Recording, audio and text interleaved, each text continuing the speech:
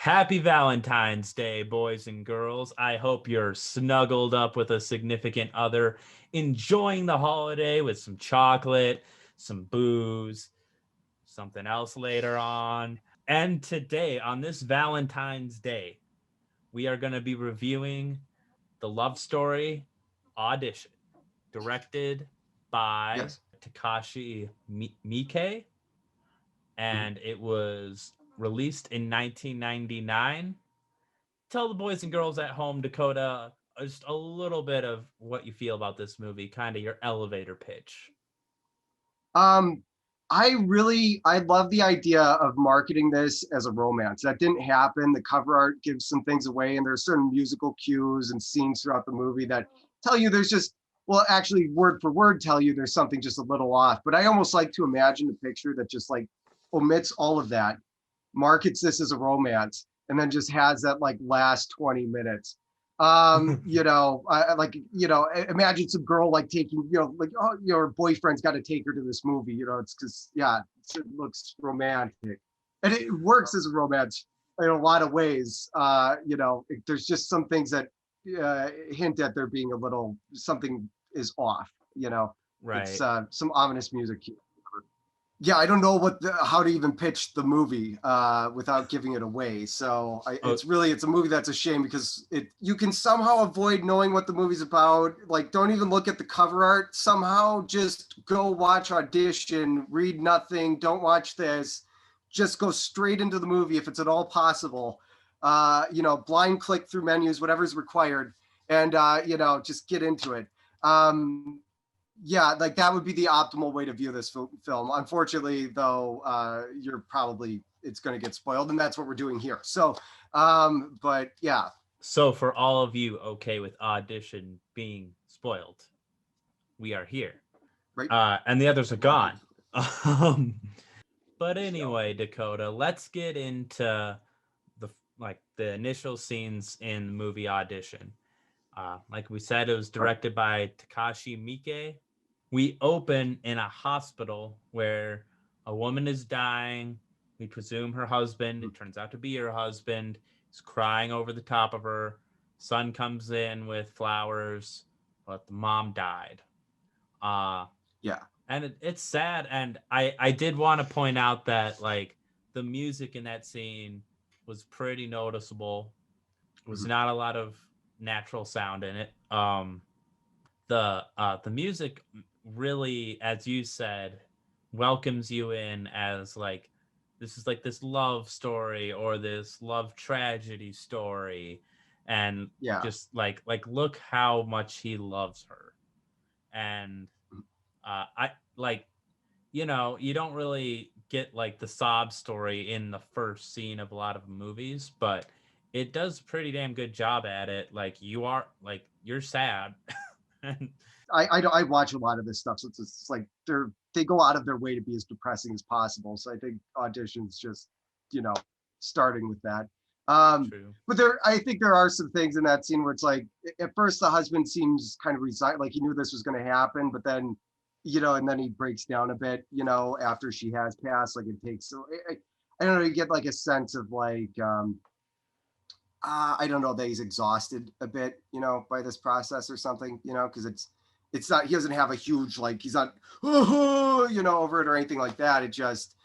He's, it was just going to happen. I mean, I think it was, I Hmm. don't know. I So there's agree. almost a sort of distance emotionally in that scene, but you do know that he obviously loved, and, I mean, he does lament her loss. So Right. that much is, And then quickly we cut to 7 years later.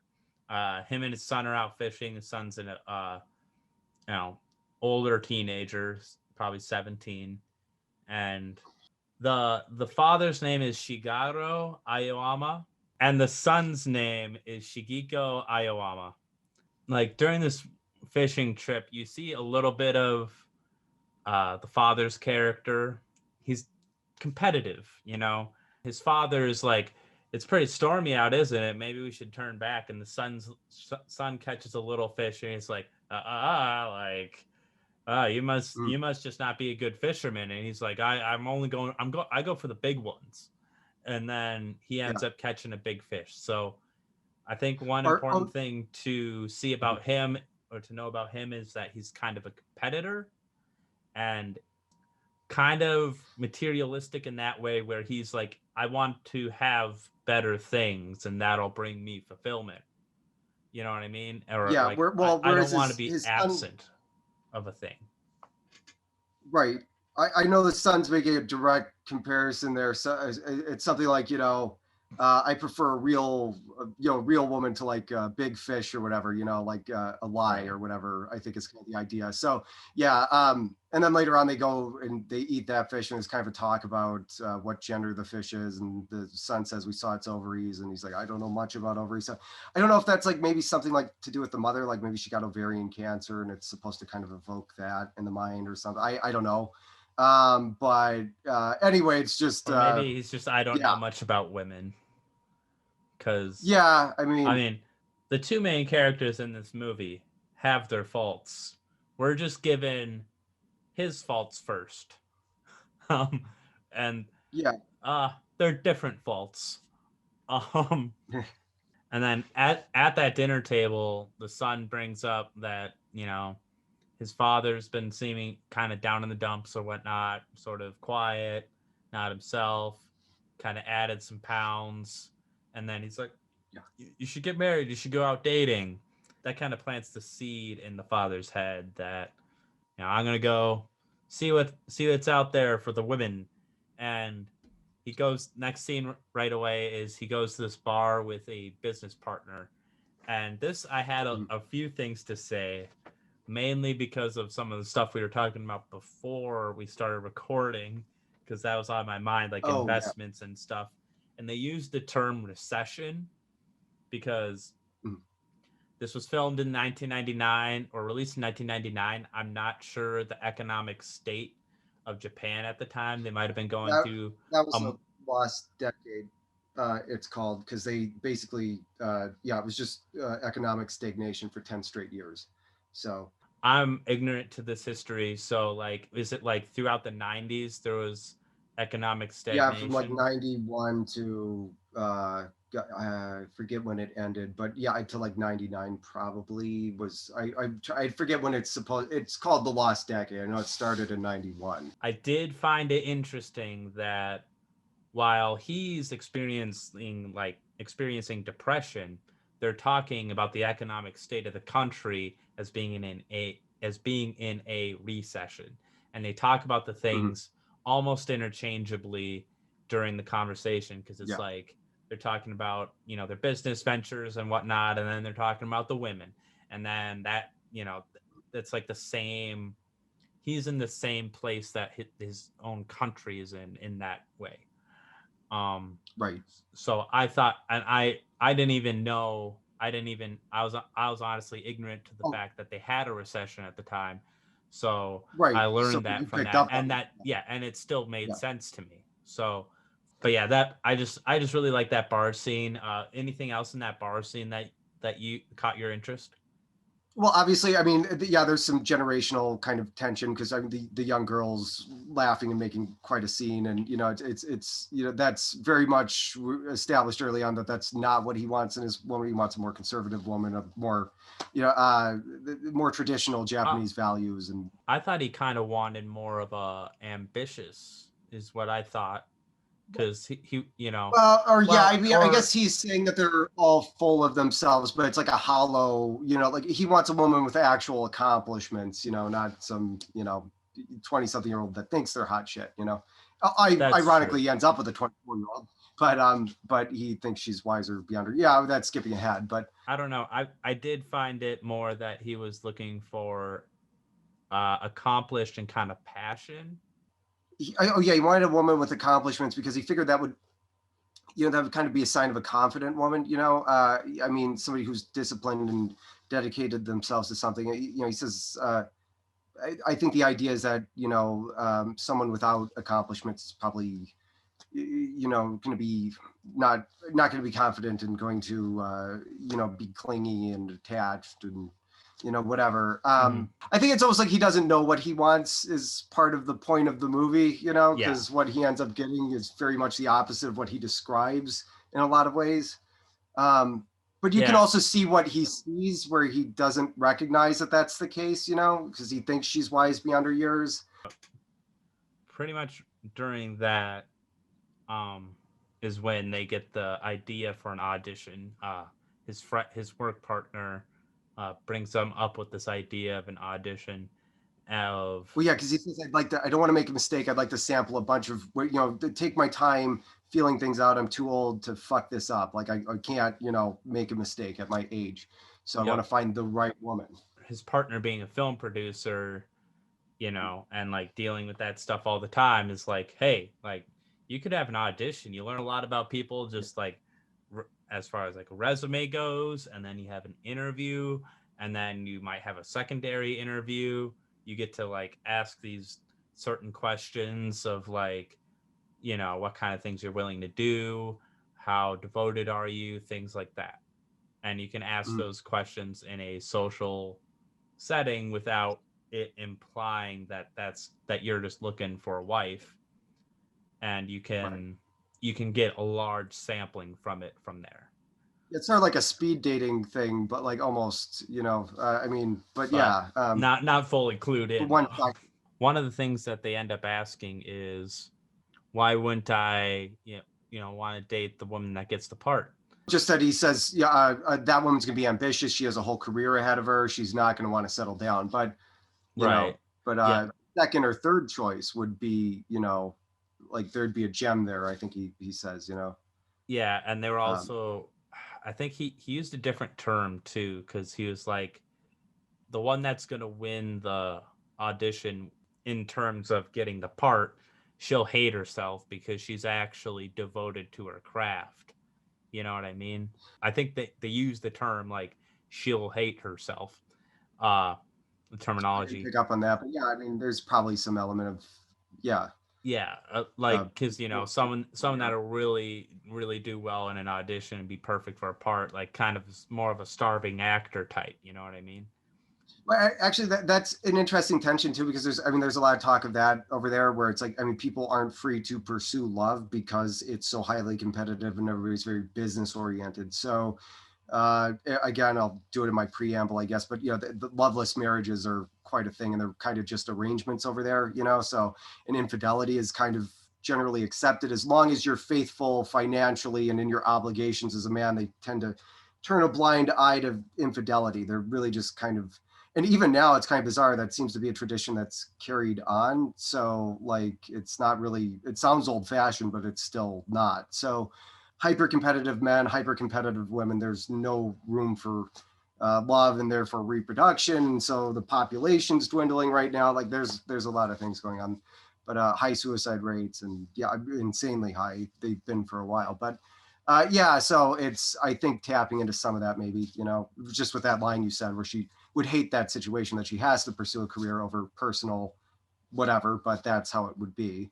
And they have like this old script just like laying around, which is actually it's actually how that goes. It's like, people will make a script and it won't be touched for years, and then if it does get touched, it might get to the audition point, it might get made, it might be completed and made, and then no one actually buys the rights to distribute the movie. So there's like thousands upon thousands of movies that are just tragedies sitting in file cabinets, sitting in file cabinets. You hear that.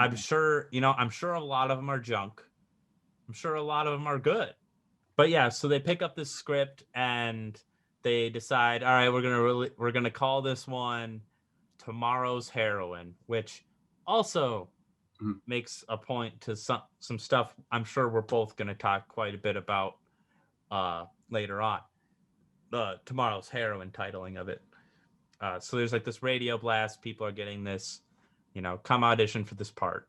This is when we first see a scene with her in it in an empty apartment room. All right, so and then they're sifting through resumes, and him and his friend, he actually makes Iowama makes the makes the comment, I haven't been this stressed since I looked for my last car.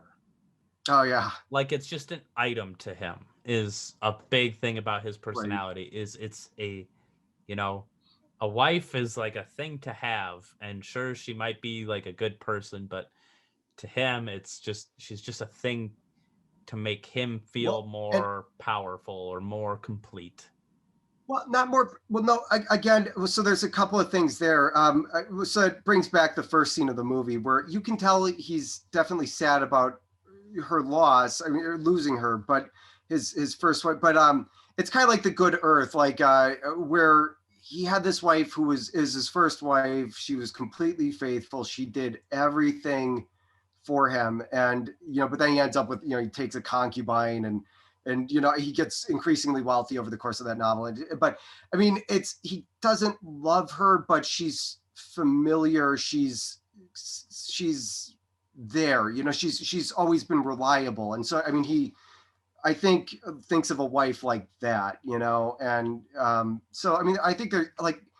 It's weird, like he respects her, just doesn't love her, kind of. But Well, I mean, I think he thinks he loves her, but I don't think he has like I the said, loveless same. marriages are a thing over there. So, I mean, it's kind of an arrangement, but still, I mean, He is asked like, "Would you like an arranged marriage?" And he's like, "No, I wouldn't like one." So that, in a way, in its own way, is kind of like, oh, maybe he does, just want true love. But even like, well, maybe he realizes what she meant to him and he wants something like that, but only after the fact. I mean, that tends to kind of be how it goes. So, like, maybe he thinks, well, I actually I think really he, I did don't, love her and want a woman like that. I think he contradicts himself, and I think it's Yeah. intentional. Like you said, I don't actually think he knows what he wants because Well, yeah, because his he friend says, like, your thinks, wife was like that, right? When he lists what he wants in a woman, and then yet it kind of, the woman he goes with is and is not like her. And, so you can see enough of what he sees in her, but you also see there's a lot of mhm, dissonance with what he proclaims to want. So, right. There's some possessiveness, but at the same time, he wants her to be like this ambitious person. So maybe in that way, it's like the big fish, where maybe to him, it's almost funner to sort of tame this wild person. Kind of, yeah, I think that comes up later. yeah. But yeah, go ahead. Like where like he kind of wants to like tame this wild person, or with the versa of the genders, it would be like a woman like being attracted to the bad boy. You know what I mean? Like they want to like kind of have this exciting person and sort of, but once they have this exciting person, that person oftentimes becomes less exciting and less of their original selves. So she may Yeah, I have, mean, so his wife, I forgot what he said that his deceased wife did, but did she have to give up her dream for him? it wasn't stated outright, but it was, I mean, you can imagine that's probably what happened. I mean, I think she was an accomplished pianist and things either just didn't work out or she gave them up for him or whatever. But, but yeah, Because like I think a lot of times, at least this movie is talking from the male perspective in this way, so we'll latch onto that here. Like, but yeah, a lot of times, like a man will like get married to this woman that he respects her for her ambition and everything, but the very act of marriage and then eventually having kids or whatever can take like her dream away because she only would have time to do that, or she would have to pick up another job, like a more consistently paying job, and like do that. um so in its way it's its own prison, and like even though that's what you seek in a person, as soon as you touch it, it's gonna disappear. that's the nature of almost anything. I mean, I mean, I think people are attracted to what's new and what's mysterious, and and as soon as you have it, I mean, it's like yeah, dogs chasing cars. As soon as Mhm. you like, yeah, I mean, that What are you whole gonna thing. do when you So get there?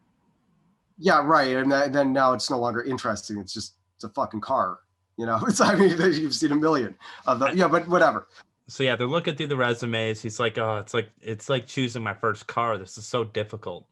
By the way, while he was looking through the resumes, he did find a resume of this woman named Asami, and he was like very like just inspired by her resume, where it was like, I'm a ballerina and then I broke my hip, and I thought that was gonna be my entire life, so I'm trying to just remain devoted to my craft and to my passion.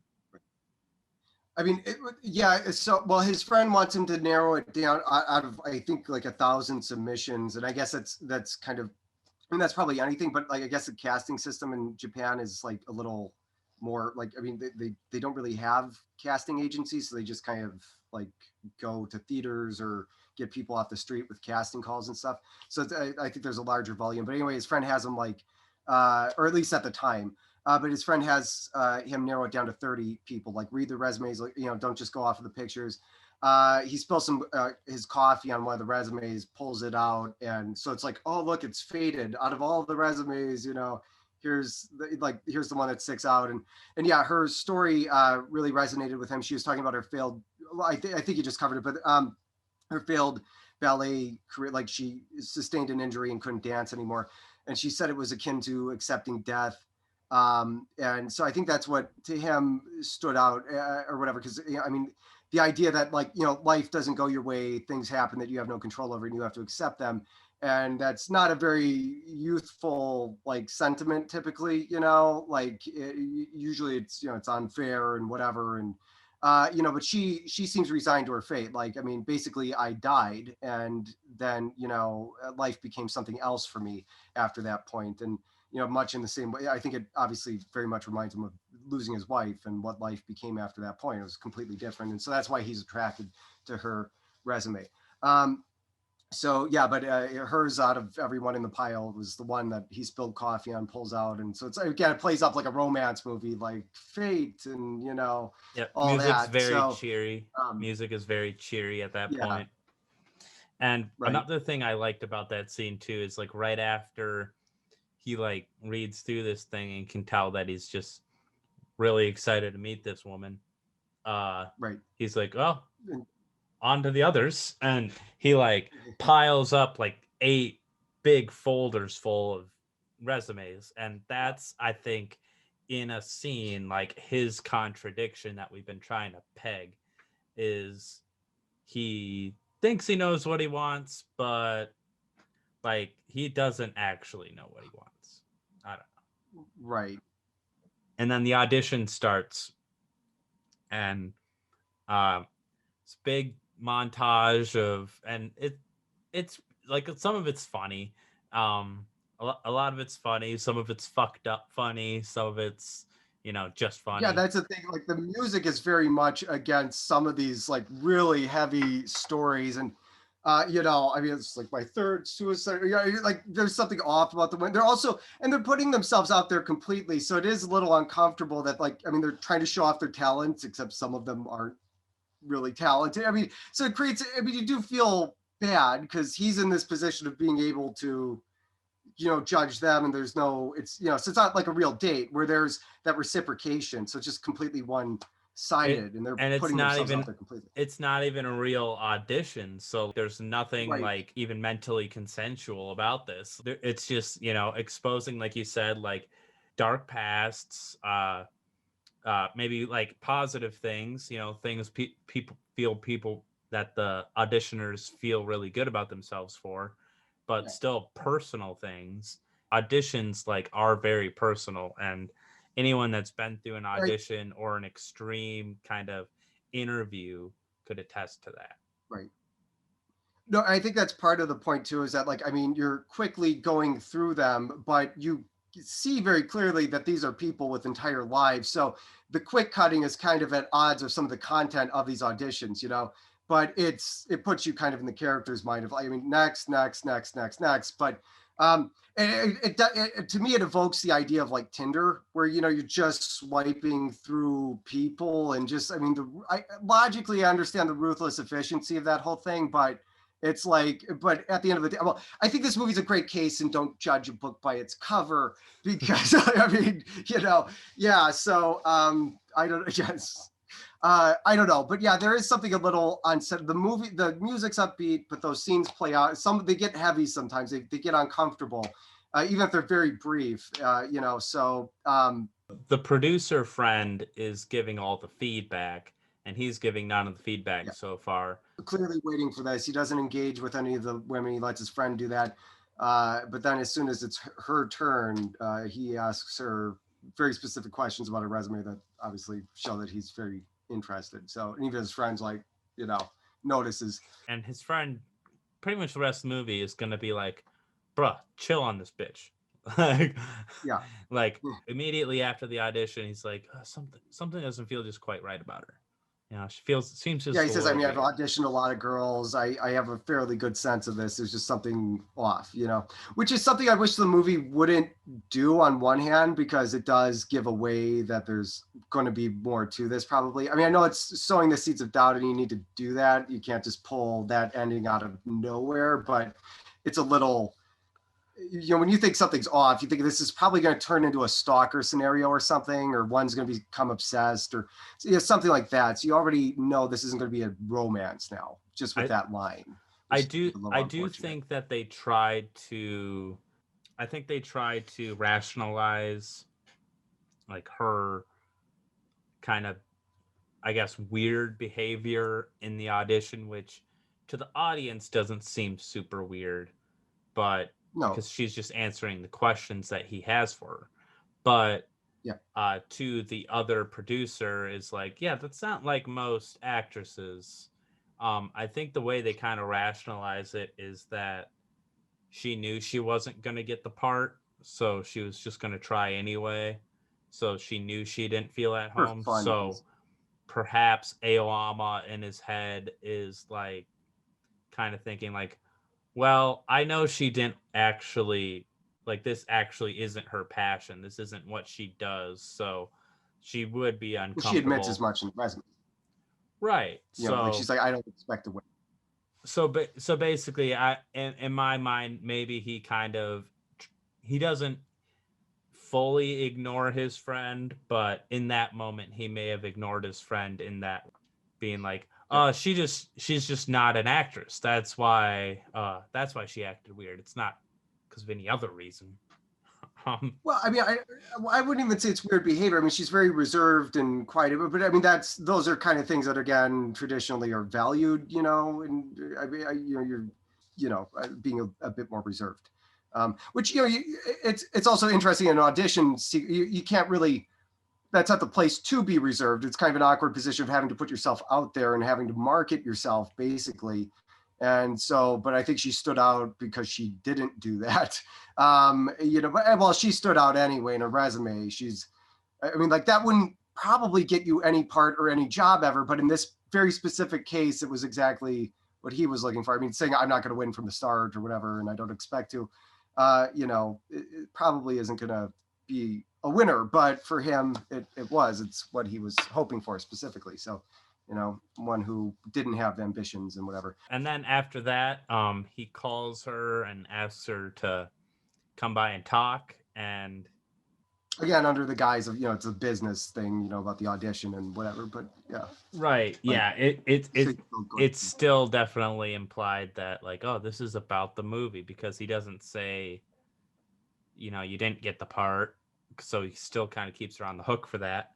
And then, before he actually goes to meet her, his friend once again is like kind of warning him, and he looks up some of her contacts.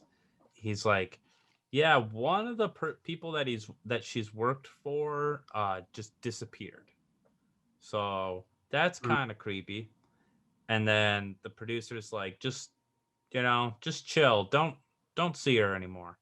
And he doesn't listen, because this is when we start to get scenes that are kind of different from the other scenes, where most of the time when we see like their love like kindle or whatever, or him think about his old wife, like we get like this like lovely music, but this is like the first time we just have still silence, and she's just waiting for a phone call. And in this scene, we see that there's this weird sack in the middle of there's this Oh weird yeah.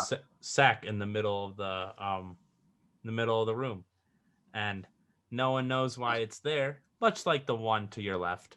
Um, and um, which is a great prop, by the way.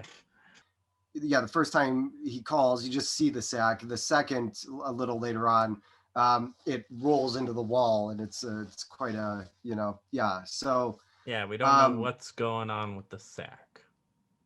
yeah, but it's yeah.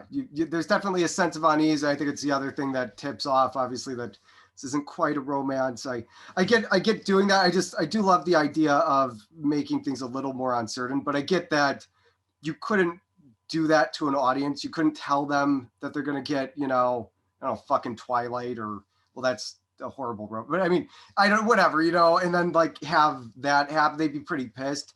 I do think with movies like Psycho, I mean, because it's Hitchcock, it's big enough where you can get audiences in and they're not going to be upset. Like they won't feel cheated or misled. With something like this, it's probably a little trickier, but I do think I do wish maybe things could have been a little vaguer early on, like maybe create a sense of unease instead of saying that there's something off, because then the audience immediately, with something like this, I mean, if there's anything off and it's not a perfect romance, again, it's like, well, okay, she's going to be a stalker or something like that, comes to mind. Creating more doubt around that situation. But, giant sacks that roll around in the room kind of, I think the audience knows enough to know that, yeah, it's not normal. So, right. But this is at this point like halfway through the movie. Yeah. Which is kind of weird. It's a 2-hour movie, and I think it chooses the right time to reveal everything, which is about 30 or 20 minutes left. Yeah. And even then, it kind of does it in a vague way that I'm gonna talk about that I kind of enjoy. Red herrings are always more obvious once you know what they actually lead to, because I mean, yeah, it's, well, a rolling sack in the room. I mean, that can't be anything. That is a little more obvious of a red herring than like The Sixth Sense. I'll say that much. I think what the movie does though is retroactively cast out. They try to do that, like you said with the friend saying there's something off, and then retroactively during that dinner conversation they try to, say that, oh yeah, the record producer, I lied, I hadn't actually met him, I just heard it was good to say that you had an agent, and so I'm sorry that I lied. And he's like, oh well, that explains it, that at least it seems normal. And then with the sack, I think it's something that retroactively, what's real and what isn't starts to really dissolve towards the end of the movie. So you're not sure how much of this is anxiety, commitment anxiety, or what's actually happening. So, there's some doubt, but I think by the end, it's pretty clear that things get, yeah. And in that, like around that midpoint too, like they might be playing with the audience to where it's like, do you think this girl isn't up to anything even after like this like weird sack rolled around in her room? It's still in that point where it's like, we'll doubt it for the love. You know what I mean? Like, right. But that was oh yeah, no, I mean, like I said, I mean, I think that just, you're thinking he's getting like sort of commitment anxieties. Like his friend's been planting the seeds of doubt in his mind. It's a big decision, getting married, and you don't know if like he's imagining the worst about her. I think it's kind of how they want you to think, but I don't know. I mean, right. Yeah, I guess there's still room for some doubt, but. And then the second and a half of the movie moves at a pretty brisk pace, at a pretty quick pace. Once he calls, she just has this grin that's like that. The grin's one of the better parts of the movie, or it was one of the better single shots of the movie. I think that was like that popped for me. That's something I'll definitely remember from it. And she answers the phone. They go on a date, and then like it kind of goes well. It's a pretty superficial date though. Well, because for this date they don't show you everything they talked about right away. so we're gonna get to some of the stuff they talked about later. But for what for what we're shown as an audience, it's pretty superficial stuff Mhm. where like nothing's too deep or dark Well, here. I think that one was still under the pretense of the audition, and then she kind of admits that she didn't expect to win. And I think he tells her that the movie might not get. I'm Oh, trying to right. remember. I think Well, you're anyway, right. I think you're right. the takeaway. I mean, things get kind of heavy, but like for most people, would kind of be taken aback by the love. You know, she's still pretty a little overly honest enough. But I mean, he's attracted to that. But and then we see that they do this nice trick where they're still talking, and the conversation kind of carries over to what's now another date in another setting. It's a really subtle thing. But you know, obviously the background's changed. So, but I noticed during those conversations. There are cuts that looked bizarre to me where like it's the same shot, but then there's a cut, like a clear one. I just thought that was really bizarre. And then, I you know, remember. but retroactively, again, that makes a lot more Yeah. sense. Like just because it was, you know, it's focused on his face. He's talking like, and you wonder why they haven't changed shots. Like there's a clear cut, but the shot hasn't changed. And it's because, well, there's something being omitted there. I think that's what it's supposed to create in your mind, you know, that there's a missing something and something's just a little off. I swear I noticed something where like voices weren't syncing up with lip movements at one point. I think in a deliberate way, again, to create like just a subtle sense of eeriness. I don't know if that was just my streaming glitching out though. That could have been. But yeah. Could have been.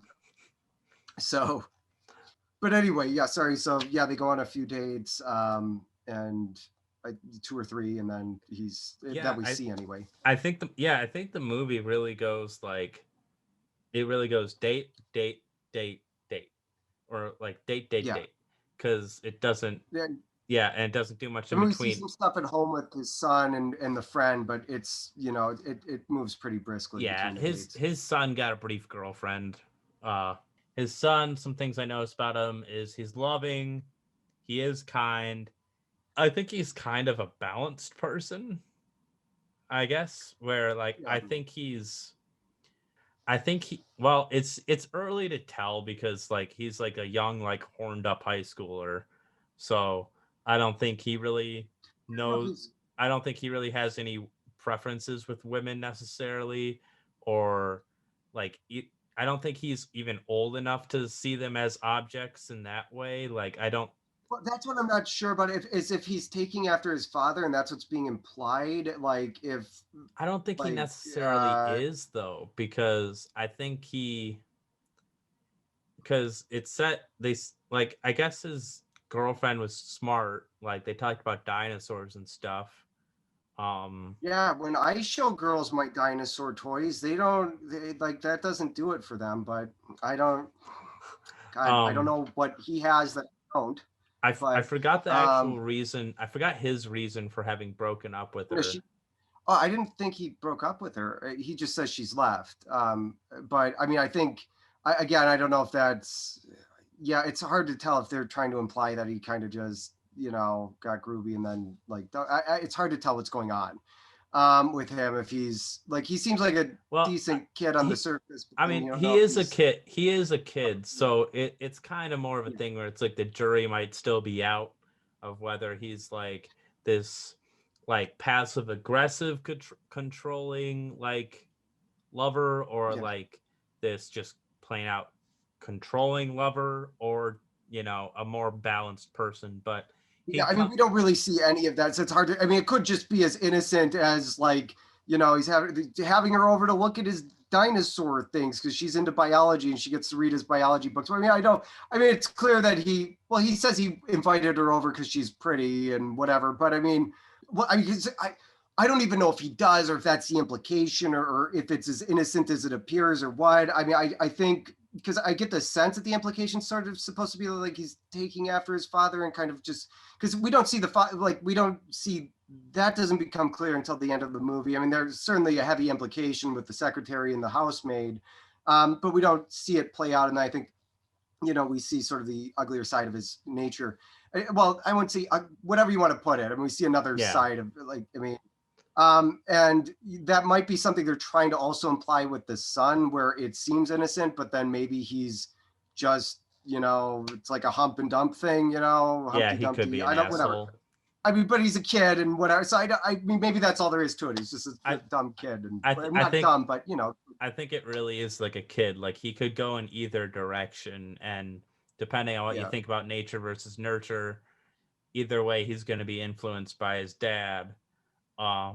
So Yeah, because I think during that hallucinatory sequence, his son's girlfriend appears and is like coming on to him in the hallucination. So I think you are yeah, supposed to be thinking about these things a bit, but but yeah, as well, far he does as give him like the good job.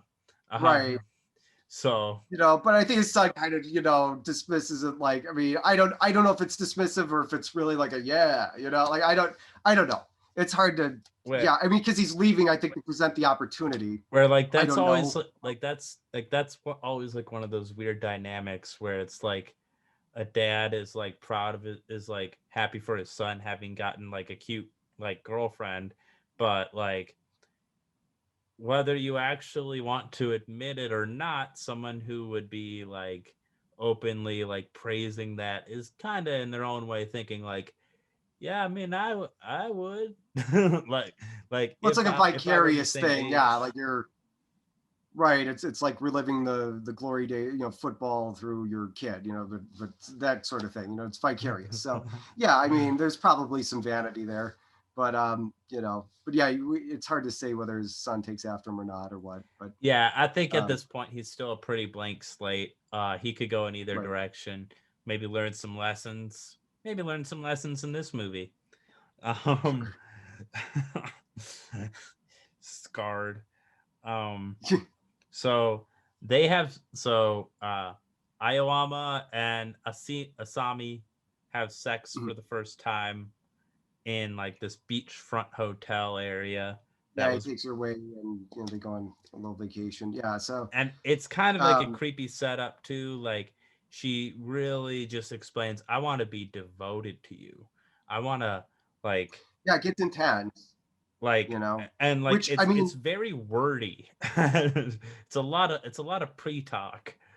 Um it's already like he's already hesitant to I think again there's that commitment anxiety, and then she just with everything she's saying, it's so intense. I think it really cements that I every just be devoted only to me, love only me, promise, and he's like I promise I will, and whatever. But I mean, it's like, yeah, if he is already having a certain degree of anxiety before she said any of this shit, I think after something so intense, it's well, I think then that's where we go into the second half of the movie, which I think starts to make those themes a little more known. From the perspective of the first half of the movie, like that actor, I have his name written down. Let's see, Ryo Ishibashi. Um, yeah. Anyway, so yeah, he's the detective in The Grudge 1 and 2. And then yeah, but he does bring a warm presence to it. I mean, you are legitimately happy. I think that's something like the movie really does a great job of putting you in, like everybody's been there. And so you're happy for, even though he's being a dumbass, it's like there is this part of you that, I mean, does sympathize and is kind of on the character's side through that first half of the movie. And, something's going to happen, but you want it to work out, and I think that's really key. Because and most I of the think time it's like, oh, you dumbass, you got what you deserved and whatever. I mean, the movie takes a pretty sympathetic stance, I think, for the first half, and really gets the audience on the character side. yeah, You know, I agree 100% with that. Like a lot of the heart of the movie is the father-son relationship with it's, a single parent child relationship. Like it's got to be kind of special. Like they got to be like best friends, you know what I mean? yeah. And I you think can that's see established that. with that And it musical feels cue at the title card where it's melancholy kind of, yeah, it's just them now, yep, and you see them walking down. and it feels wholesome. Like if the son didn't want him to get married, it would feel like it would feel what's the word? It would feel sketchy to begin with. You know what I mean? Because it'd be I like, oh, guess. why is he disobeying his son? And then it'd be like, oh, she's a crazy bitch. Why is he disobeying Yeah, his yeah. If son? everybody's against, like, everybody's saying, "Don't do it, don't do it, don't do it," Yeah. Right. Really, the Um, only one saying don't do it is the producer. That's like, nah, she seems crazy, man. Well, I mean, and the son recognizes that he's head over heels for her, and so he says, that like I'll be the judge. I when I meet her, I'll give her the okay. Because you're too love struck to really say for sure. But if she's okay by me, then right. I mean, but he's happy for his dad, clearly. And it's this, so yeah. So you have those two. Yeah, that's interesting. The son's kind of like go for it, and the friend's like, I've done this, for quite a while. You're acting like a child, and there's something off about it. And so you have those two, that tug of war. I think it's playing off of that anxiety. The main actor playing Aoyama, the father, he just does a really good job of bringing like a almost like Disney level of like wholesomeness to his character, but without being ridiculous. It's just right. It's like, because it's not nauseating. I mean, even when he is being a dumbass, you still feel bad. You want it to work out, even though he's it's probably not going to, and he's blind, but still, like I think it makes you. There's just something about it that taps you into those feelings, and so you are on his. Yeah, you're on the character's side, and even though you might have your own suspicions and everything. So I think that's a great trick, and a lot of that is done through the actor. So he really does a fantastic job, and the movie certainly wouldn't work nearly as well if that weren't the case. So she leaves super mysteriously after they have sex, and like that gets him back on his kind of alert mode, where he's like, well, maybe I should check this thing out. And there's also that scene where he wakes up, he rolls over and the sheets kick. It looks just like the bag rolling over, so that's just a nice visual touch. I noticed that was creepy. Like I didn't even like, because they kind of transition the shots from they're rolling over to have sex, and then like him rolling over, right, him rolling over in an empty bed, and that so he checks out some stuff. He checks out the ballet, which him and his friend had said, like, hey, you can't talk to anybody that she's worked with. So it is kind of weird that he's taking this long to actually like look at the ballet to see if the studio's even still running. But the studio's not running. He breaks down the boards because he hears a piano playing. Yeah, it's all boarded up, which it's creepy because like he thinks it's abandoned, and then he hears piano coming from music coming from inside, and then he enters the building. Which is boarded up. It brings into question later in this movie if this even happened. I'll just say that. Or if this was like it's some kind of dream. Right. It does get hazy with like... It feels very surreal. For a condemned building, everything looks pretty, so... And there's just this guy. I mean, I don't know when that whole hallucinatory sequence takes place. I think that's something that becomes a little more confusing. So it might be part of this hallucination that happens later. When he does hallucinate, I don't know how much of it is like a reenactment and how much of it is true, or how much of it is like, you know what I mean? Right. Well, I mean, there are things that it's probably, to me, it seems like this is something I was going to go into, but I mean, it's based on a book. The book wasn't translated into English till 2009, but this came out here in the US in 2000. But there's a lot of extra stuff happening that they kind of just rushed through because they couldn't find a way to neatly explain it.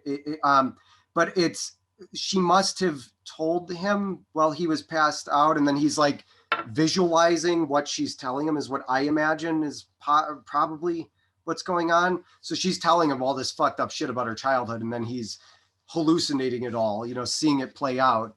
But the other thing is, though, I think that those hallucinatory sequences are being maybe presented earlier in the film than, or the other thing I consider is he might be gradually drugged, right? Like maybe she didn't drug him all at once. Maybe he's because he has a few reactions.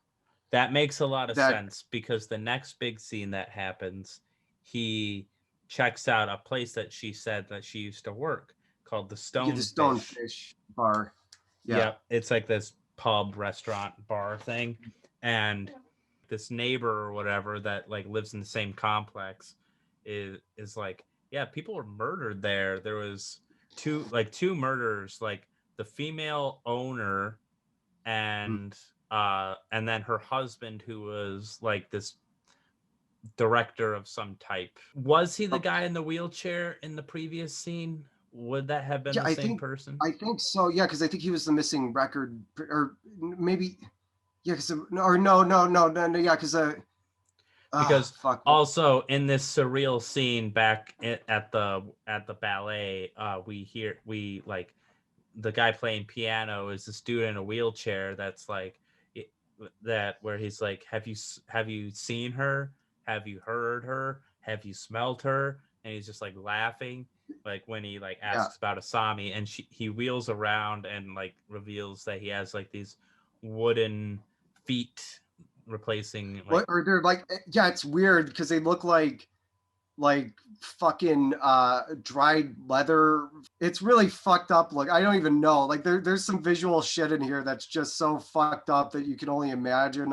Yeah, it's Ryo Murakami. So this, like, I wanted to talk about Tokyo Decadence because that was a pre-bubble. Well, he'd written Topaz, a short story collection. Then he adapted his own work as I guess it'd be a pink film, Tokyo Decadence. But anyway, yeah, there's some fucked up imagery.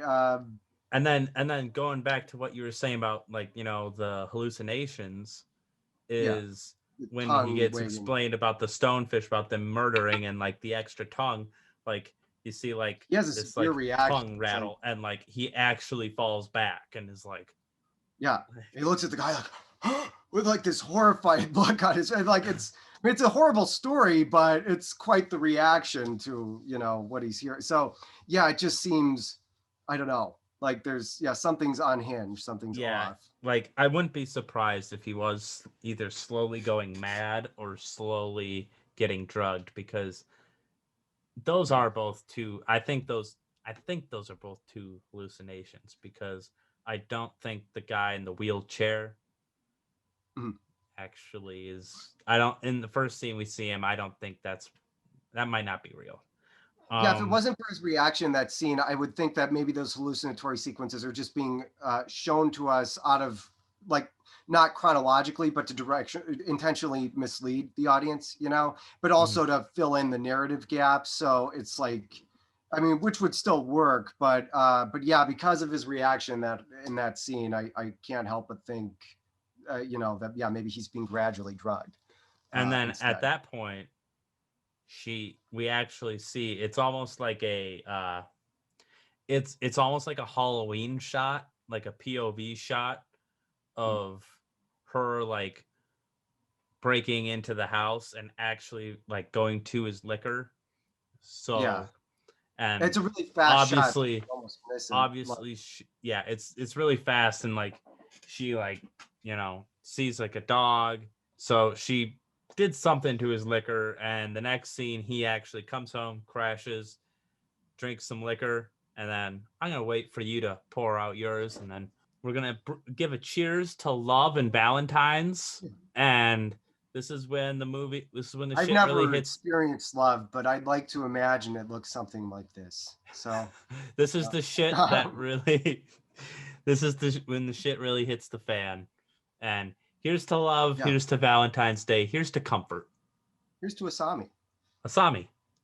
All right, so he passes the fuck out and then like is falling to the ground, and all of a sudden like a whole bunch of the rest of the movie is either a dream or some kind of like flashback or like sort of explainer for the audience, but like he's also there with us, where he's never actually been in her apartment, you know what I mean? Well, I think that's something I'd like to just say about that. It's like one thing I really like about the movie, but it also does create a question. So it's give and take, I guess.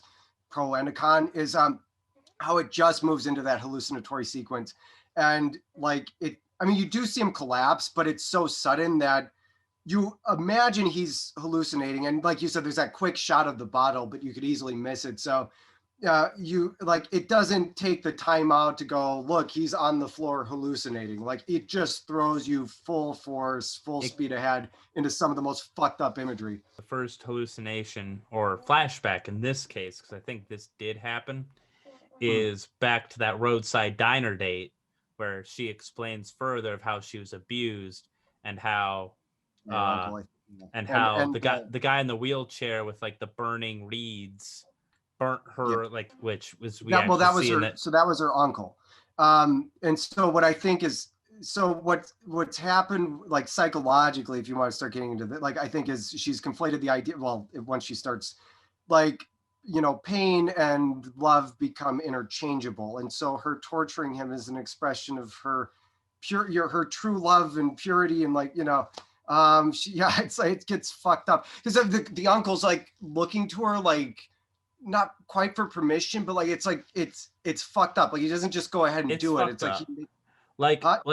yeah, we see a couple of them because we see one when she's like we see one where she's a little girl and he's like bawling his eyes out crying. So Yeah, it's that seems like more intense. like instructor that's not like being creepy, but like is like this is pretty hardcore. And then we see another one where she's fully grown, and that one's kind of sensual, like Yeah, I know it's fucked up. legs spread, and he's coming at her with like these sticks, and it's done in different ways, and that kind of comes back to the hallucinatory blowjobs later. Oh yeah, You right. know what I mean? Where there are some parallels, I think, there. In the diner, she explains like how badly she was abused. Like she was thrown downstairs, broke her shoulder. Mhm. There was some more. I'm trying to think of some of the other fucked up things that her parents did to her, or like her It wasn't stepfather or it whatever. was her uncle and his wife, I think. So I think the Oh yeah, wife was the one who was murdered in the stone fish. I think that was her. okay. So I think. And then yeah, because she would have been the owner of the stonefish. And There's probably then something there about fish because that opening scene and they're eating. I don't know, maybe. it's the big fish, yeah. And then yeah, maybe. And then It's but yeah, Japan. There's a lot of fish. she Probably she nothing. did she did make Asami take a bath in like cold water during the winter and stuff, and weird Yeah, torture. I mean, just an endless stream of horrible shit happened to her. But somewhere in there, I think the takeaway was that love became conflated with pain and torture, and we see where that And she leads said her. ballet saved her. Like otherwise she would have just killed herself, which like Yeah, I don't know how much of that is yeah, and ballet. then the uncle's like, "Dance for me, dance for me, dance for me." But yeah, it's really fucked up. Like he's like she's like ballet saved me, and Mhm. otherwise she would have killed herself. I'm not sure how much of that is true. There's hallucinations on my second viewing here. Actually, I think this is my third. Whatever. I watched it back in September here, so I'm trying to think. But yeah, like I thought there was something that the house made, and that's I think pretty much confirmed through the hallucinations. I think he's having sex with his. I thought maybe she's his secretary, coworker, whatever. If you're having trouble gathering what we're talking about, he Yeah, basically has this hallucination where like every woman he's ever like fucked or thought of fucking yeah. is like trying to give him a blowjob. And Well, yeah. Well, yeah. Sort yeah, of. and so I didn't remember the maid, but it starts with the maid, right? She doesn't try to blow him, but there's a scene where she's embracing I think the coworker, and it's kind of like this women got to stick together thing. But to me that confirmed that okay, yeah, I think he is nailing the housemaid. That one was a little more ambiguous, but just the informality of their conversation combined with the fact that she doesn't seem to be like if he gets married she loses her job. So but they seem to have a relatively informal relationship. So yeah, I think the hallucination just confirms that she was amongst a number of women. She feeds his dog, um, Yeah. which is a weird scene. I'm sure watching the second time through. And another one is like a coworker that had you could tell early on in the movie has like eyes for him, and Yeah. she's like, I actually would have liked you. I thought that one time we hooked up that it would lead to more. Like I'm Yeah, like well, and we see that earlier on in the movie that plays out in at least two different scenes where you know, she is obviously trying to get his attention, and he's, you know, well, responds relatively indifferently. And then she says, I'm getting married, you know, and then she just hangs. He's like, oh, congratulations. And she just kind of hangs there in the entryway for a little while. And he's like, was there anything else? And she's, you know, so yeah, I mean, that one was pretty explicit that like there's something there, and he's, you know, yeah. He just doesn't want like, he just doesn't care. And then he's like, I'm sorry. He's like, forgive me.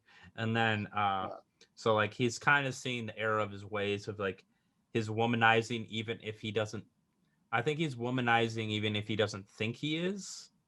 And that's what's so interesting about the perspective, is that we see hints of this, but we never see that entire, like it's only suggested. And then that second half, it's all very much confirmed through the hallucination, which ties together with her statement a little later that pain will reveal who you are. Pain is truth. Pain is, you know, so all this stuff that we, the audience, didn't see earlier, now we might have suspected, but we're seeing very clearly that, yeah, the secretary, the housewife, even his sons, like I think you pointed out, his son's association, you know, yeah, that like it's a vicarious thing, or at least where, you know, it's like, you know, my son, yeah. So she appears in that, you know, so we're just seeing for the first time, I mean, all this stuff that was omitted, along with all those conversations. It's a very revealing sequence.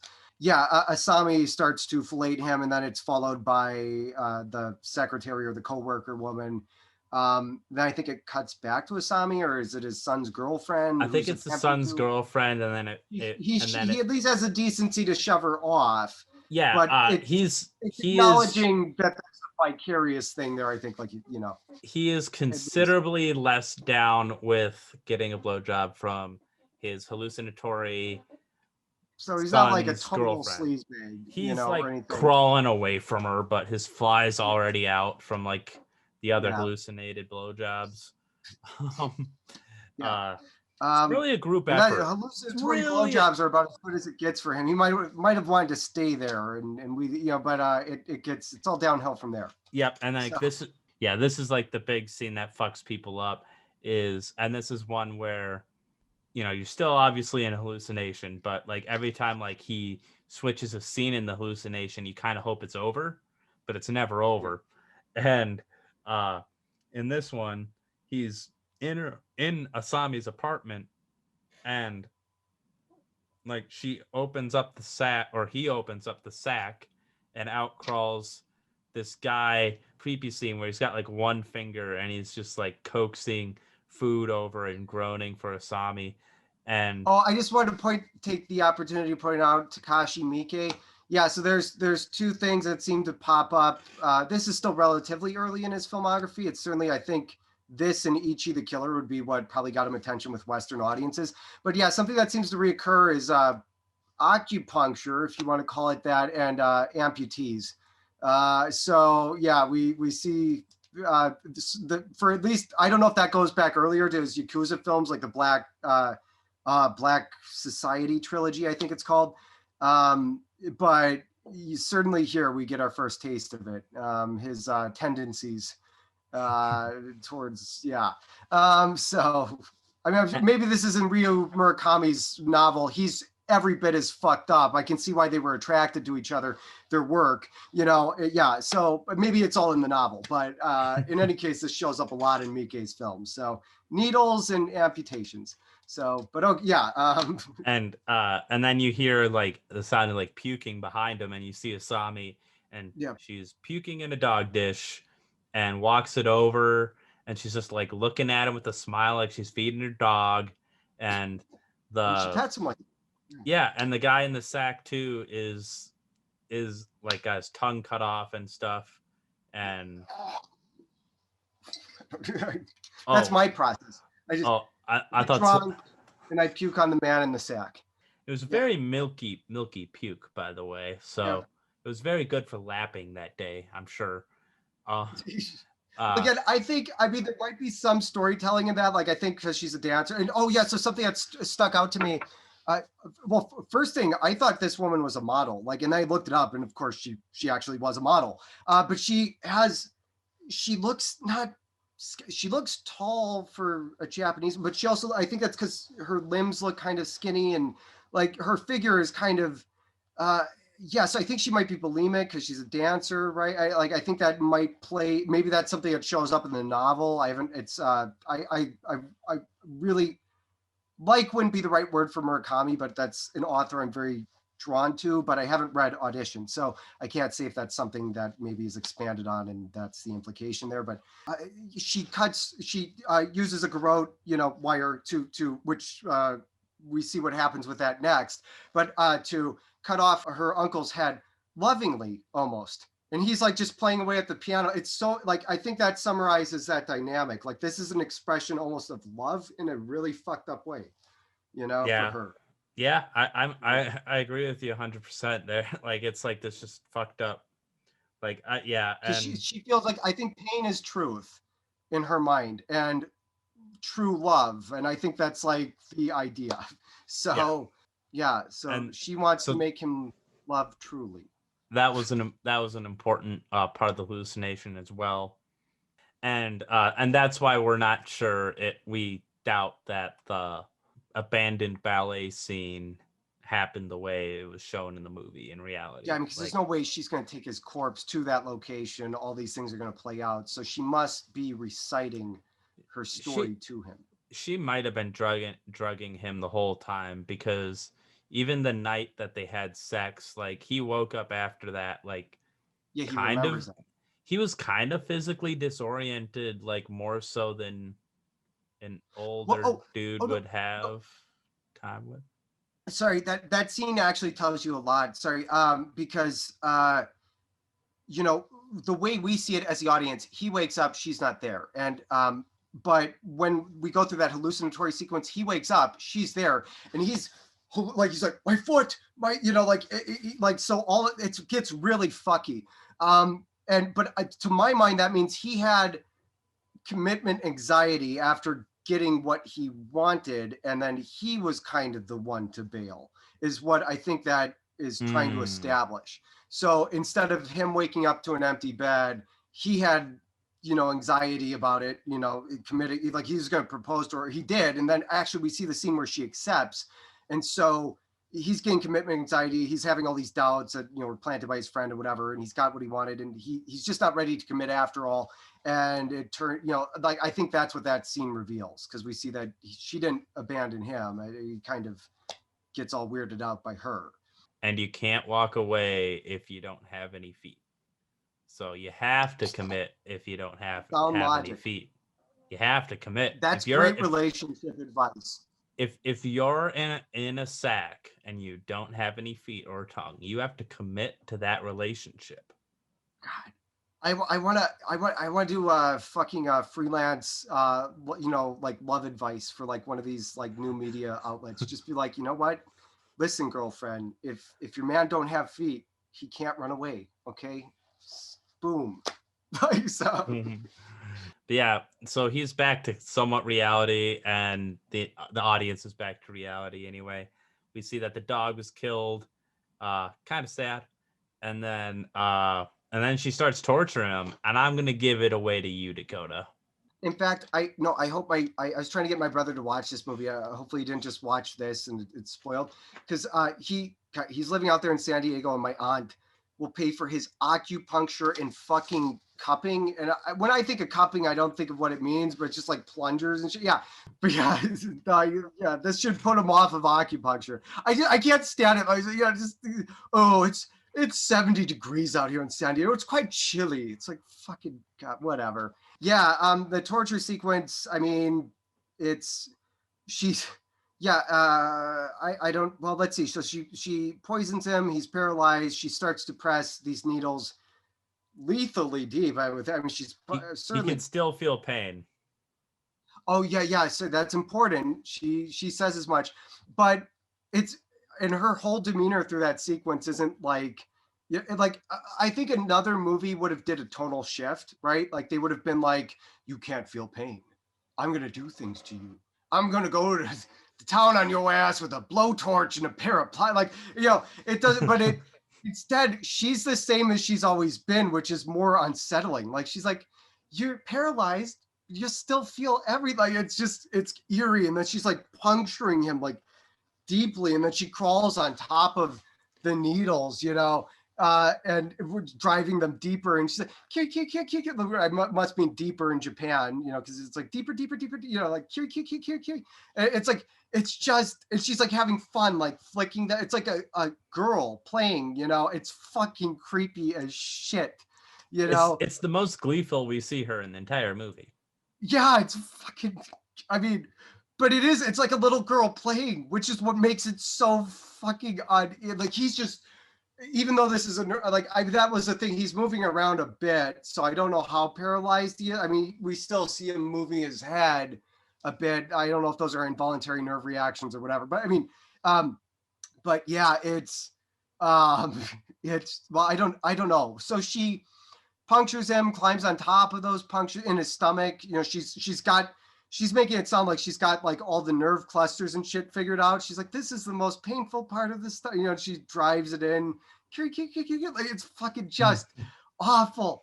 And she's like, and then beneath the eyes, the sensitive tissue beneath the eyes, and but she doesn't puncture the eyes themselves because she wants him to see everything that's happening, I imagine.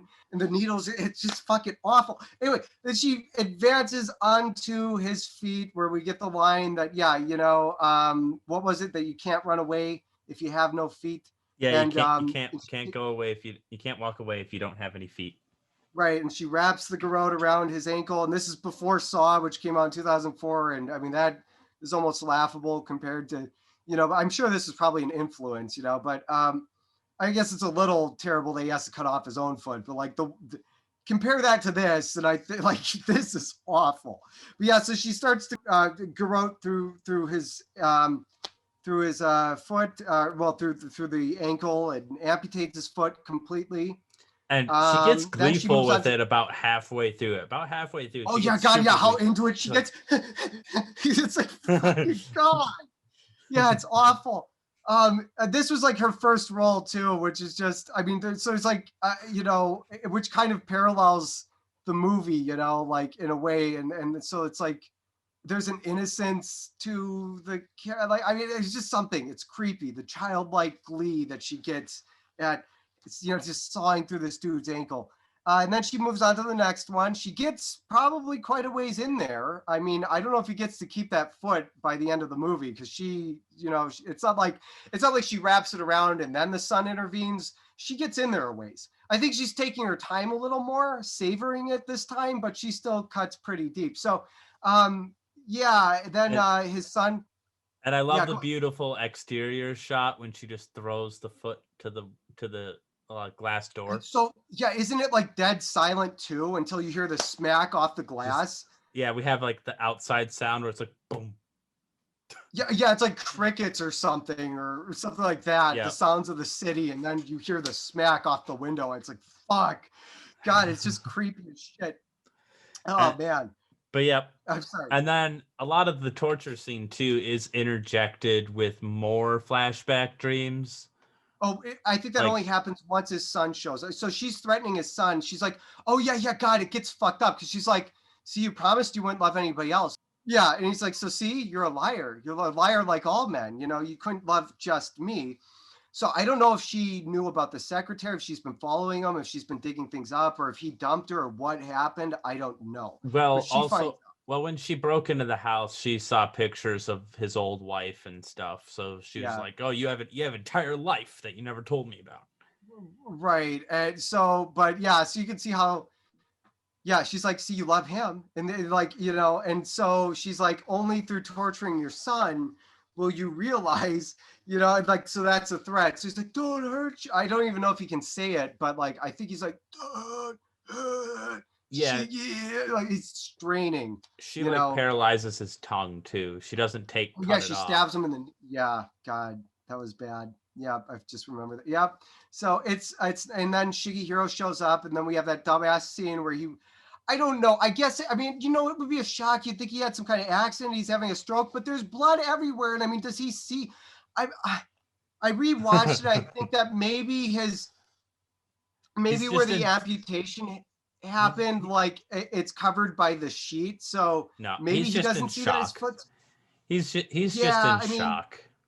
So they he's did good. almost seem to put emphasis on that, like though, like where he's trying to move, and so in the process he hides the amputation with the sheet. So maybe that justifies his son's stupidity. Other, like you might think, oh God, Dad's he's had a heart attack, he's having a stroke, and he's like, Dad, are you okay? And it's like, I mean, yeah, I don't know what he thinks going on, like some kinky S&M shit. Like oh God, I'm sorry, Dad, I didn't mean to walk in on that. Like I mean.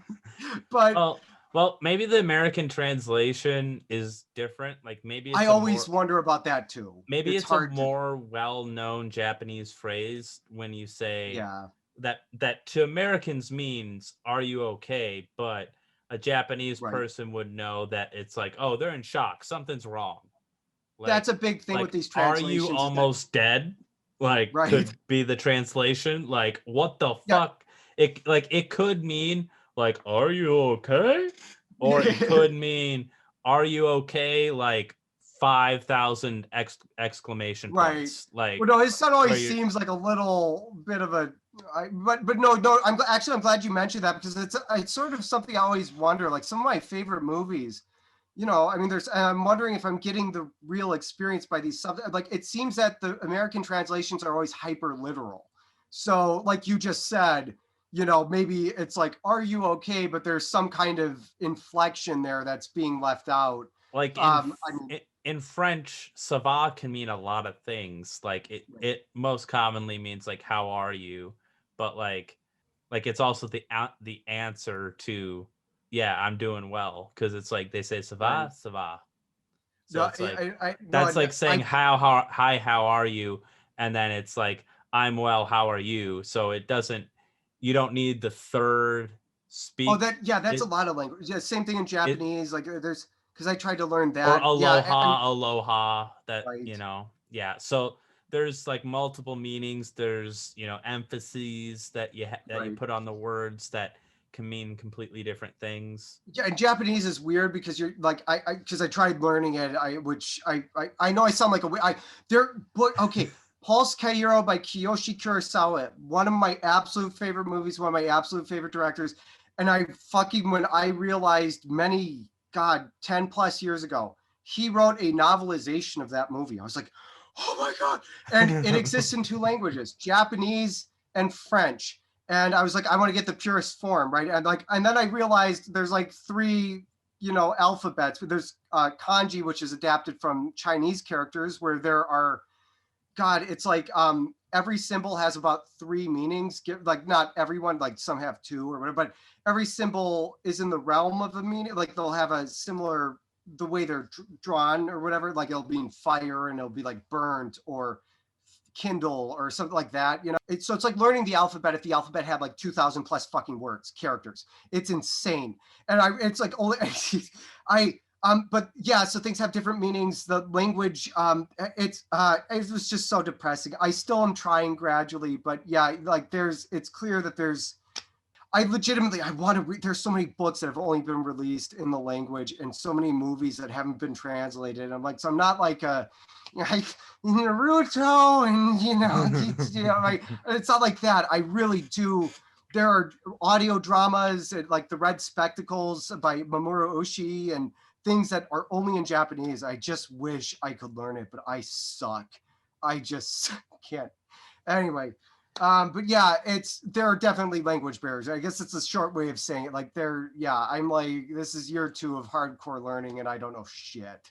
So The son Bard comes in, and we see like the scene that we're a little confused about, where in the English translation he kind of seems, it's kind of like, yeah, what the fuck, man. But it's also kind of a thing where people's he's reaction probably in times are shock, like you said. people's reaction times are shit when they see anything bordering that and everything. I Like reality I just live in a un constant state of anxiety. So like when it finally happens, I'm like on the spot. Boom. But it's totally worth it. Totally worth it. Just and then that's interjected with more dreams, and I think and flashbacks, which like I think this is like the one where he gets his foot back that you were mentioning. Yeah, right when she's about to pepper because spray his son. right, Yeah, because I think it was a peaceful one. It wasn't one of the ones when she cut off somebody's head, and the other one, it yeah, was like yeah. a more It's him in peaceful bed one. with her, And waking up in the that morning. to me really was like what sets it apart to me from some like movies that inspired that are like uh kind of labeled as, I don't think it's always a fair thing to label them as this, but like torture porn. Um Yeah, like yeah. I mean, that's like the kind of like genre definition, I suppose. And the thing that I noticed about this movie, and this is why I'm gonna give Audition a pretty damn good rating. Like it's up there okay, for me. Like it's good. And I'm not a huge horror fan. I can watch like all kinds of different kinds of horror, yeah. but the ones that like stick to my heart are like The Exorcist and stuff like that. And you can consider Jaws a Yeah, horror well, there's movie. something And beyond the horror that makes it more horrifying because there's a human element. There's a sort of beauty to it, and I and mean, and that's what I thought that they did so good in Audition is like you have then you, after you got all this shit, it's like it comes back to like the kind of like a more like peaceful, quaint scene with him and her, and I'm yeah, like, okay, it's still about the characters. It's not about the torture. It's about right, the characters. It's about the story. That still is above all, and I don't think all like movies that are in that like classification, which it's not always a fair classification, I don't think, to call like a movie torture porn, but sometimes it mhm, probably is when it stops being about the character, stops being about the story. right. Well, no, and that final moment where, well, yeah, I mean, but it fucks with you because you don't know what's happening at this point because he at least remembers the foot, and so it's a little confusing. But anyway, it cuts back. She chases him up the stairs with pepper spray, and then he kicks her down. She breaks her neck, but she's still alive. And then I don't think It this was a actually hell of a happens. kick, by the way. Yes, A yeah, like hell a of a fucking kick. mule. Yeah, and she flies down those fucking stairs, and breaks her neck, and it's horrible because you can see like the protrusion of the bone. Yeah, it's fucked up. So I don't think she's actually speaking, but I think in a way what she was saying about pain making you see yourself, he's seeing himself now through her pain, through her death. He's realizing at some level his error, even though I mean I'm not like obviously what she does is yeah, but but on some level he realizes that this was partially his making, Mhm. not he didn't deserve that, and Right. nobody thought it was going to go there. But I think I don't He think she's actually mouthing those words. He's reflecting on, he's and looking in her face and seeing his sins. was it her or was it his voiceover or him talking to his son when he said, and this is the last thing I have in my notes, when he says, "You'll find life is wonderful someday," and those are the He was last. talking to her. So when we see those scenes in the hallucination, the scenes that were omitted from the original conversation, it's still the original conversation, but just now with additional moments that he glossed over because he's so, head over heels in love with her or whatever. And as you do, so you ignore those red flags, and but she recounts all this trauma from her childhood, and he says, one day, yeah, you'll find that life, I think it's obviously quite ironic given the situation and how horrible it is, but life is worth living, basically. And so, yeah, but I don't think she's actually speaking in that scene. She's, but I think he's imagining that and seeing his sins on her face, and reflecting on, like, I think the pain, maybe not him being tortured, but seeing her dead. And yeah, I think there's something there. But yeah, I just don't know. And then I guess the movie ends on that lovely note, and it's romantic, and yeah, Its place in society is very interesting because it occurs during this recession that we talked about. Um, yeah, and I remember one of my early notes is in the bar scene, they mentioned the recession, and the answer to the recession is endurance. So is what like I believe the that business ties together partner. with the last line, right? Like, hang in there because life becomes, yeah, Yeah, worthwhile. and it's like also like an older way of thinking towards like pick yourself up by your bootstraps. and it's in my head kind of connecting with some shit that's going on in real life right now, like the whole GameStop and like the GameStop stock shot up, as did AMC, which is because I wanted to save movies, damn it. So one of the things that I noticed is it seems like the men's point of view towards women is there's a lot, like in this movie it's described like there's a lack of sacredness to it. Like it's not so much of devotion. It's a I've been lonely, I should get a wife. It's not, oh, Well, my heart loneliness longs is a big for issue. someone. Oh, I mean, loneliness is become an increasingly big thing. I mean, hence it's not the sole contributing factor to obviously suicide rates, but there's a lot that goes. I mean, I always feel awkward about this because it's like I'm trying to summarize a culture that I'm not a part of, and I don't want to be all like PC, but at the same time, like I don't want to get it wrong. I'm obviously I'm oversimplifying things, but I mean, it's like I mean, it's a hyper competitive culture. It's still very much it's very conservative socially. There's obviously a younger generation that's gradually been trying to break out of that. So it's like a gradual 60s movement that's happening over the course of a very long time, I think. And that's in rebellion to this really rigid formal system. But I mean, yeah, it's really competitive. It doesn't leave a lot of room for romance. Like I said, I mean, there's It's competition. It's getting the bigger fish. It seems like with the women, how the women are portrayed is it's devotion. I want to devote. So you have these two. Yeah, you have these two extremes where, there's plenty of decent people that ride right in the middle, or whatever, where it's like, I'm a competitive person or whatever. I enjoy this society and I'm a man or whatever, and I want a wife. And then there's like women who are devoted and maybe a little clingy, right? But these are the extremes because and she's more extreme, obviously, but he is pretty extreme in that, like, literally hosting an audition. He's like the peak of like, all I know is competition, and he thinks it's love, but nothing's actually sacred about it. It's just, I have a wife, and then 5 years later I should get another one, and 7 years later. And then for the women, it's like, I want to be good for him, or like I want like to make him happy. And then she goes to the extreme of making him happy through pain. I think the thing is that the infidelity it becomes like right. Like I said, that's the infidelity is what broke her, but like she was like gonna be like, well, she was always gonna snap because she's like, look, you love your son, you bastard. It's like, so she's like, obviously another level. Like, I mean, she feeds the guy in the sack. Like she is devoted to him in that way and expects the devotion in return.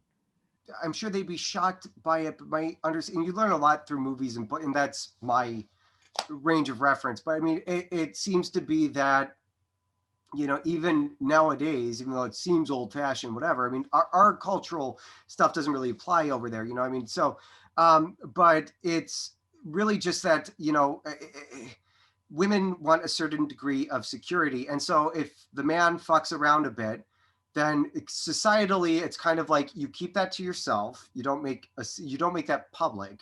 You do your best to keep it hidden from your wife, even if she's aware. You don't make a thing of it. You don't embarrass her. But then you're free to kind of do that. But you keep it to yourself, and as long as you fulfill your obligations as a man to your family, then you can fuck about whatever. Because they're kind of loveless, they are arrangements. If they're not so much arranged anymore, they're still arrangements, where it's like, it's a financial thing where you provide a certain degree of security and the wife, will turn a blind eye. It's kind of the socially acceptable thing, especially with the sex industry over there. It's like, I mean, if you're screwing prostitutes and whatever, then again, it's a physical thing that you keep to yourself, and you just have the decency to keep it to yourself, which is kind of interesting considering they have billboards of like porn and shit over there. It's a contradiction. Schoolgirl panty vending machines, I mean, are a thing over there. So they're really contradictory like nation. Like they're very prudish in some ways, and they're fucking completely perverted in others. And but yeah, because it's so hyper competitive that it's stifled. And there's romantic inclination. It seems like there's three sets of dualities in this movie that I think are very interesting. It's man versus woman, it's old versus young, and it's rich versus poor. Because she doesn't come off as super poor, but she's definitely not living in a place as cushy as like a fairly successful 50-plus-year-old man. Yeah, I mean, well, yeah, she says that in the movie. It's like, I mean, as long as I make enough to read some books and buy some CDs, I'm happy. And at the very least, her upbringing was definitely less than, I guess, elite. I would say, like, it was her upbringing was, bottom rung, like tortured and in that way. I don't know. I mean, owning a dance studio is probably fairly prestigious. I mean, so right, but just as far as like the abuse, like she's emotionally like poor there, but a big one is old and young and rich and poor, and that goes old and back. Young shows up a lot in Japanese films. There's definitely a generational thing that's emphasized a lot. I don't rich and poor not so much, but like it makes so much sense with that time. Then now. Like I literally learned while recording this podcast that there was a big recession in the 90s in Japan on through the early aughts. And it just makes so much sense that like everyone kind of like loses it in a recession to some degree. But some people go from like living in like, fairly decent conditions to extremely poor conditions.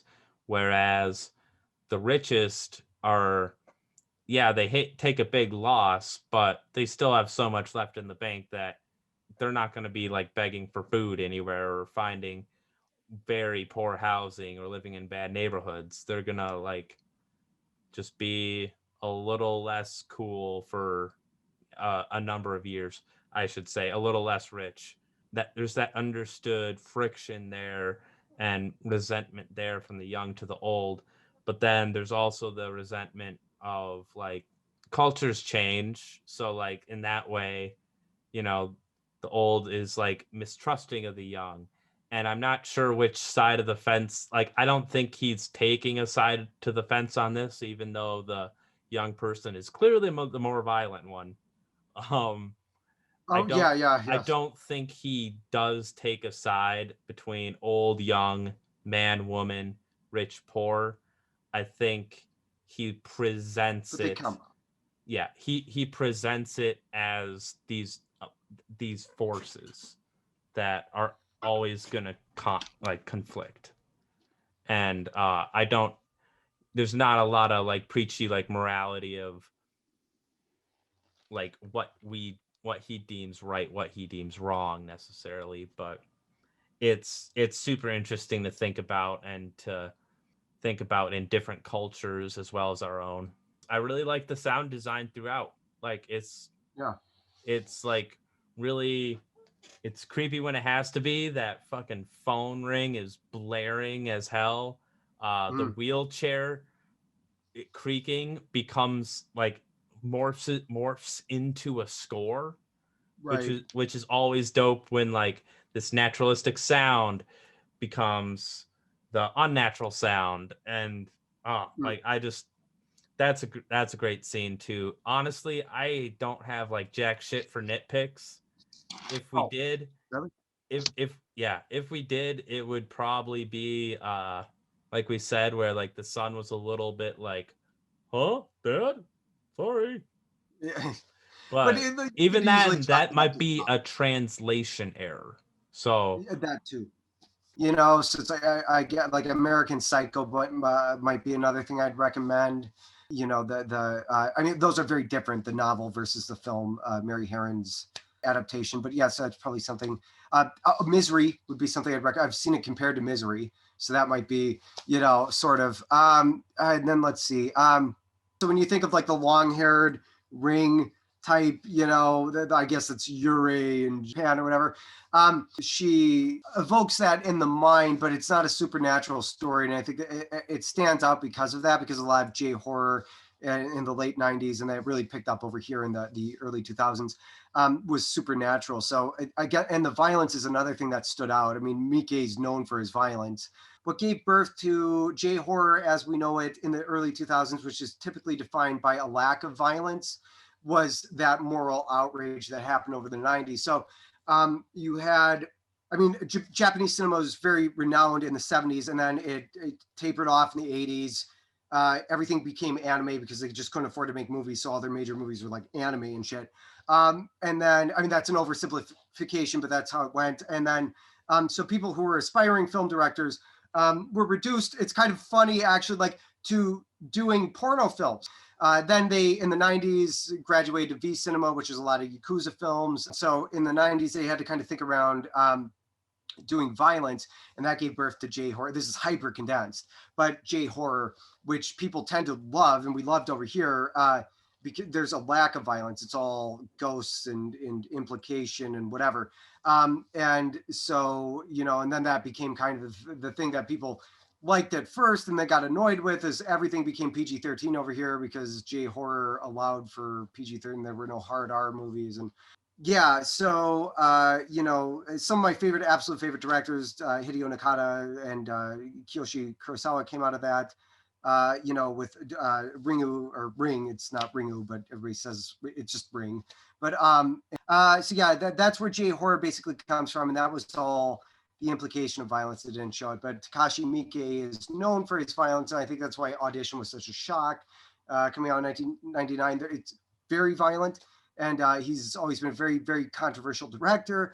I think you'd really like J-horror films, because you're saying you like the human drama in them. And I think like that's J-horror. Like there isn't so much of the violence as there's a supernatural element that feeds off of the emotional turmoil of the protagonists typically. So this wasn't supernatural. It was kind of unique during that time. I think it makes it stand out a lot. It really resonated over here in the West, not so much over there, I guess. So yeah, some of Miike's other movies would be, I mentioned Black Society trilogy, Dead or Alive. I think there's a couple of those. He remade Harry, I feel like a dork, Harikiri, which I think, I have on Criterion. The original is really good. His remake actually isn't bad. It's a little more obvious, but it's still good in its own right. Anyway, he did 13 Assassins, which was okay. And that was a remake too. So 2 samurai movies back to back. I'm just, like if you're looking for other things from the director. I know Tarantino loves Audition. Is one does thing. he? Yeah, so this is Miike. That's one thing I was doing research on is, I don't know if it's Spielberg or who's behind the list that was made where it's like 1,001 movies you have to watch before you die. Either way, like it was on that list of 1,001 movies to watch before you die. Tarantino put it in his top 20 movies of the 90s, which I don't know. Tarantino just loves the style, you can tell, and so that makes a lot of sense. They're similar in terms of like being very controversial directors in terms of their violence. Like Miike, probably puts Tarantino to shame on every conceivable fucking level. If you watch some of his, like it's a lot, but they're, I guess, so I wouldn't call him the Japanese Tarantino, but in terms of violence that is hugely controversial and culturally shaking, they have a lot in common. So my uncle's wife's father lived in Japan through the 70s, and he wrote a book. I have it displayed before, but you probably can't see it because the resolution is not good enough. But anyway, he was telling me that, so in Japan, I guess what they do is they'll show horror movies on TV during the summer because it's super humid. It's an island, so it's humid over there. And so the idea is that the horror movies play in summer when it's hottest to put a chill in you. So I thought that was really, I learned that through him. All right. So let's give it a review, Dakota. I think you might be surprised by my reviews. So let's start with you. What are you going to Sounds like you're going to go high. It's, and amongst his filmography, it's actually much more restrained. The whole thing that makes it work is that final, like, the stark contrast, and that doesn't really show up in his later works. That this is a prime example, alongside I'd say Psycho and well, at least Psycho. There are probably others. We're holding off for like a really long time, and then getting super gory has a huge amount of effect. 4. It's a 4. Nice. I'm giving it 4.5. Okay. I was torn between that. I thought you might go lower, like 3.5, and so I thought 4, but you're going 4.5. Okay. And this is probably, I'm trying to think of like the most fucked up, like there's a balance somewhere between like the most fucked up movie possible and like still being good. It's almost like that's where Miike strays later on. Like his later works are just, if you watch his other films, that he would, like, you look at Audition and there's so much restraint in this. He holds off till the last 20 minutes really to show some of the most horrific gore ever, and it has so much power because of that. Finding that balance is like finding like a good balanced like spicy food. It's like hot sauce though, where I feel like there's so many hot sauces that are really hot that taste great, and it's like, this is worth it. Like this, I mean, it's a good metaphor. Like literally, like if you eat anything habanero, like habanero's always like the sleeper. So like you eat it and then it tastes great. Like my favorite thing to get at Wingstop. So Wingstop, consider at the end of Audition, this is your call out. You're getting me interested. See, you're good at this. This is your call out. I'm like Wingstop. Mango habanero wings are the best thing they have there, in my opinion, because a habanero just tastes good for like the first 3 seconds, and then you add mango to it. It tastes really good, and then after like 3 seconds, then you start getting the heat. And I didn't used to do that, but like nowadays, combining sweet and spicy like is just I'm all right. Well, thank you everybody for showing up today. I hope you have a lovely Valentine's Day. Maybe we helped you cope if you were watching this. We're spending this Valentine's Day alone, which many of us do. I'm sure there's some people that have never done it, but whatever. See you, everybody. I don't know about you, but I'm done spending my Valentine's Day alone.